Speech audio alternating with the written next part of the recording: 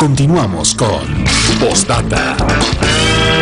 Yo quiero adelgazar, yo quiero adelgazar, yo quiero ser igual que una sirena. Yo quiero adelgazar, yo quiero adelgazar, yo quiero ser igual que una sirena. Hay muchas maneras de conseguir la figura ideal. Siluetín lo hace realidad de un modo 100% natural y saludable. Yo quiero adelgazar. Con Siluetín, delgadita al fin. Gel reductor y comprimido Siluetín, otro producto natural de Laboratorios Hahnemann, de venta en farmacia.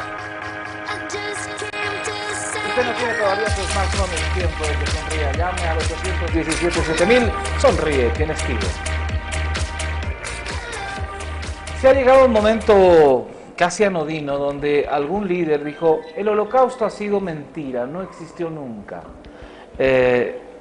Gracias a Dios hay testimonios filmados y demás que nos sensibilizan sobre ese momento y ese episodio tan oscuro en nuestra historia.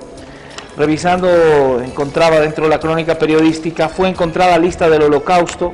La historia fue transmitida por la CBS en el programa 60 Minutos. Es un archivo alemán secreto que alberga un tesoro de información de 17.5 millones de víctimas del holocausto.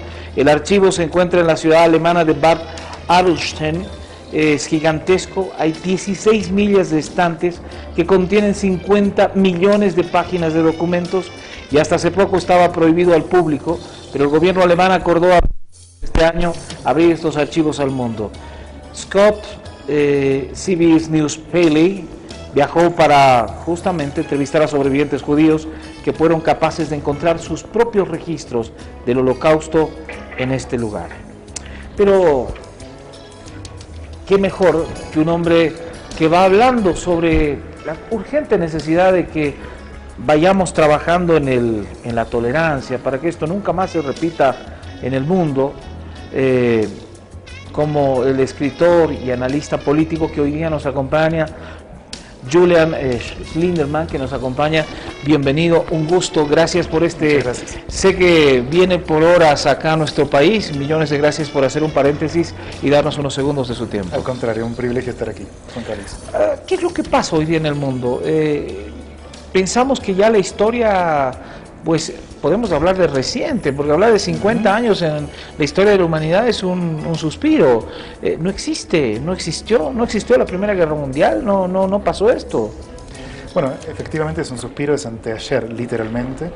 La verdad es que es bastante insano que alguien pueda negar el holocausto. Sin embargo, no solo existen individuos, sino estadistas, es decir, naciones enteras como el caso de Irán, que sus líderes niegan el holocausto y organizan conferencias donde reúnen a básicamente negadores y judeófobos a que nieguen el holocausto. Ahora, es tan extrema la postura que uno lo lleva a una posición de un desafío, porque uno tiene que racionalmente explicar una conducta que es irracional por definición. Y esto es muy complicado. Lo más extraño es que todavía hay sobrevivientes entre nosotros, todavía hay criminales de guerra nazis que están siendo apresados, o como el caso de Erich Priebke, que falleció hace poco, donde continuamente nos recuerdan, o la nota que usted mencionaba de la CBS, una documentación hiperabundante. Y sin embargo el fenómeno de la negación existe. Yo creo que en el caso de los individuos que niegan el holocausto lo emplean como un mecanismo de antisemitismo, que en vez de decir yo odio al judío, le niego la historia de su sufrimiento, le niego que él alguna vez haya sufrido, le remuevo el estatus de víctima ante la opinión pública mundial.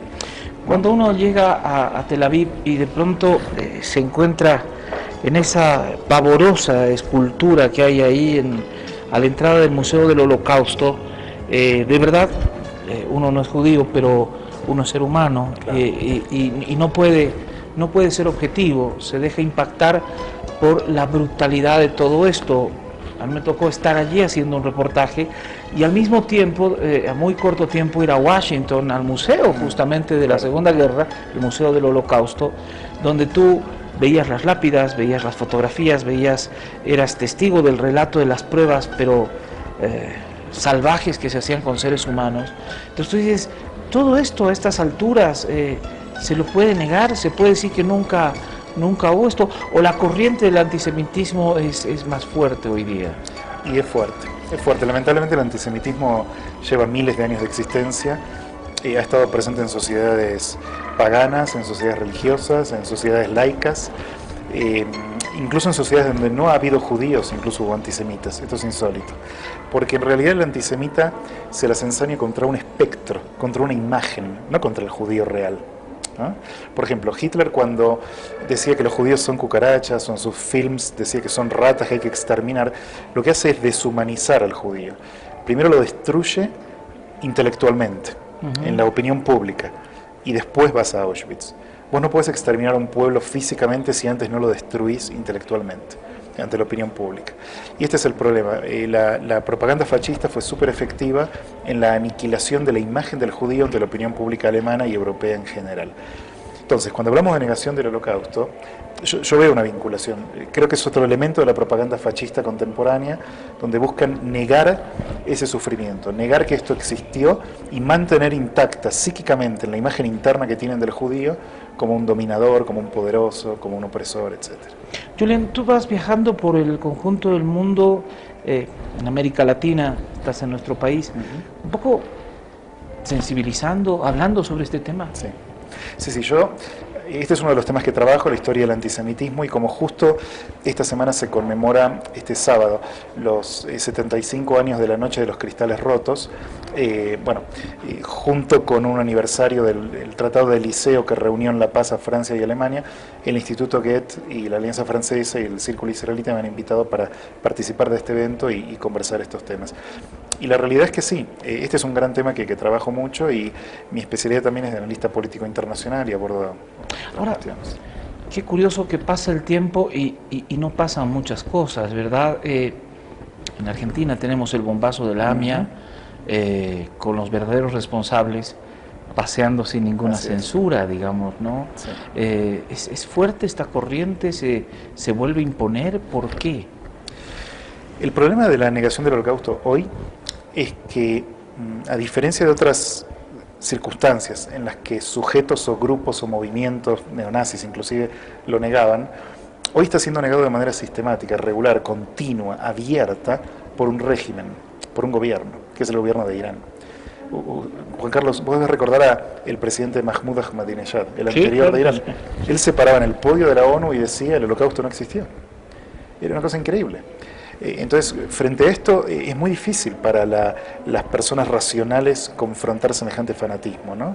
Sobre todo cuando es tan fácilmente refutable el hecho de que esta mentira, esta patraña de la inexistencia. Pero la negación se propaga de una manera muy importante cuando un líder de una nación lo dice, porque hay seguidores de los líderes, por algo son presidentes. Su palabra influye mucho más que la del loco de la esquina, ¿no? Por esto yo creo que en lo que refiere a Irán, a mí me parece equivocado que el mundo reciba a los dignatarios de Irán en tanto sigan negando el Holocausto. Porque hay algo profundamente desequilibrado en la psiquis de una persona que le niega el sufrimiento al otro. Ya olvidémonos del pueblo judío. Sería como que uno diga: no, la colonización española de América Latina no existió. Nunca pasó esto, ¿no? No, seguro. Es decir, es tan irracional, es tan profundamente anormal la actitud, que uno debiera decir: bueno, no, gente de esta naturaleza no Ahora, tenemos... qué complejo en el caso tuyo el abstraerte de la subjetividad individual y personal, y tratar de ser racional y dar una explicación racional a una barbarie, ¿no? Sí. Es decir, ¿cómo enfrento, con qué herramientas yo le digo a este que lo que me está diciendo es una monstruosidad, una barbaridad, pero sin salirme de mis fueros, sin de alguna manera ser tan irracional como él? Exacto. Bueno, yo por norma no me siento a debatir con negadores del Holocausto, no lo hago. No les concedo la igualdad intelectual, digamos, o moral. Sí me importa hablar con gente abierta, librepensadora, y con quien está dispuesto a escuchar la verdad, ¿no? Es decir, al negador no hay que concederle la plataforma, no hay que darle la respetabilidad. Ahora, es una paradoja del destino, y eso lo comentaba con un amigo mío allá en Israel, el Jacobito, le decíamos porque su papá era Jacobo, Yankele en hebreo, y él me decía: qué curioso que nosotros, desde nuestro saludo, es shalom, es paz. Sí. No hay otra cultura en la que tú digas, todos dicen hola, ¿cómo estás? Claro. ¿No? Esto es shalom, paz, y es uno de los pueblos que, si tú revisas desde pues el Antiguo Testamento y el Nuevo Testamento es un pueblo que nunca encontró lastimosamente y hasta hoy día es víctima de la guerra y de la violencia. Sí. Son paradojas dramáticas del destino. Sí, sí, es una gran paradoja y es cierto. Es correcto, el saludo en hebreo para decirse hola es paz. Y no solo eso, el brindis, cuando uno brinda, nosotros en español decimos salud, en hebreo se dice lejaim, que es por la vida, por la vida. Se dice, de hecho, según la tradición judía, que quien mata a una persona mata un mundo entero, porque mata a él y a toda la descendencia que nunca va a nacer. Lo cual es absolutamente paradójico, que un pueblo que valora tanto la vida, que repudió la idolatría y que propuso el monoteísmo ético, ¿no? La idea de un único Dios y toda la igualdad del hombre ante el Creador, haya sido perseguido de esta manera. Y la verdad que los filósofos y los teólogos dicen que durante la Segunda Guerra Mundial el mal descendió sobre la tierra y se la ensañó con los judíos, ¿no? Afortunadamente hubo gente de bien, hubo justos entre las naciones que el Museo del Holocausto de Israel reconoce, el Estado de Israel reconoce a todos aquellos y aquellas que han salvado, que arriesgaron vidas para salvar a judíos, e incluso ha habido no solo cristianos, sino musulmanes también, ¿no? En Bosnia, en esas zonas de minorías musulmanas europeas. Pero la realidad es que fueron las minorías, las mayorías fueron indiferentes o colaboracionistas o perpetradores. Ahora, el mundo con una facilidad extraordinaria incurre pues en prácticas cínicas y hay que ser muy claro. No, dejemos a ese, sabemos que es un dictador, pero es el único que entiende ese pueblo y es el único que va a poder manejar eso, así que claro, déjalo que haga lo suyo. Claro, no hay un perro rabioso que puedas en el que puedas confiar. El día de mañana Exacto. Te va a morder a ti. Pero hay un cierto cinismo, digamos, hasta dentro de la tolerancia en la diplomacia internacional. Sí, bueno, a mí me perturba profundamente, para llevarlo al ejemplo contemporáneo, la recepción que se le da a los líderes iraníes en América Latina. Es un tema preocupante en Europa y en las Naciones Unidas. Es extraño, ¿no? Pero vos fíjate que hay en Alemania, Francia, todos los países que realmente sufrieron la ocupación nazi, o en el caso de Alemania directamente fue el perpetrador, tienen legislación antidiscriminatoria, una legislación que dice que si vos haces apología del nazismo vas preso, si vos negás el holocausto vas preso.